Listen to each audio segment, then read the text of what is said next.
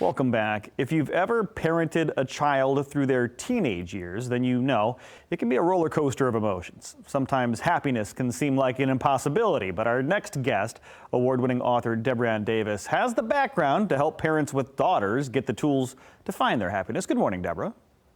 Good morning. How are you? I'm well. Thank you so much for taking the time to be on our show this morning. And I got to say, I mentioned your background. You're not just an author. I mean, you've got decades in the public school system. So I think Yes. everyone can admit that after learning that, you do have the expertise to address this topic. Definition of a happiness equation with your daughter. What does a happiness equation look like?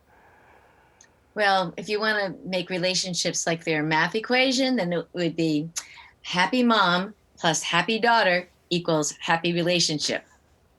So if you don't have any part of that, the whole thing's off balance. See, both folks have to be happy, happy mom and happy daughter. And that's where your focus is the mother-daughter relationship? Yes, exactly. The thing is that if we can help mother and daughter relationship, then we're affecting two generations of females. And when it comes to the mother-daughter relationship, why this focus? Was it based in your own personal experience, or is it just a need that you saw? It was a need that I saw first because I was a teacher for about 10 years before I had my own daughter. The thing is that I would see parents when there was a problem, either a behavioral problem or an academic problem. So by the time they'd come into my classroom to meet with their child and me, they would be angry, and the two of them would not be talking to each other. The child would be sullen and defensive, and the parent would be anxious and scared. Am I screwing up my child's life? So the first thing I had to do is to be able to get them to speak to each other. Once they could speak to each other, then we could form a plan in which they were both on the same side instead of at each other. And then, of course, I used all the things I learned on my daughter. But when she was born, I was a high school professional and she was, an infant. So it wasn't until she started talking that I finally relaxed a little bit and I thought, okay, I can handle this. But I was in my stride when she hit middle school. I love the title of the book, How to Keep Your Daughter from Slamming the Door. I've got two daughters myself, so I know that might be coming down the road. What if you have nothing in common, or what is there a tool to reduce conflicts? The first thing I would do is take a look at what your personality style is or your learning style. Now I'm talking to the parents here. Look at what your style is. If you find that you are having conflicts with your child, most likely they have a different style than you do.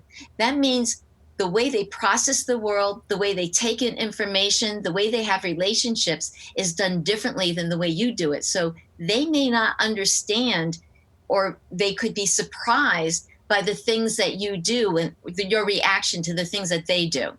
So if you understand specifically what kind of if you understand specifically what kind of personality style, learning style your child has, then you will be able to bridge the gap between you and understand their reactions better. And Deborah, quickly in the short time we have left, the importance of taking care of yourself first, though. I understand that you want this relationship to work well, but the happy mom part is key, right?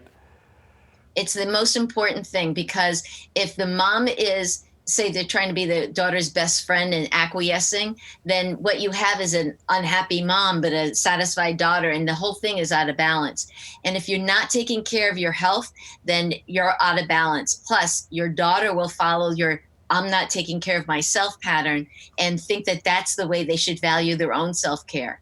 So you have to take care of yourself first. All such great advice, and there's so much more in this book. Let's get people to it. Deborah Ann Davis. Now that's Deborah with an H. Make sure you get that in there.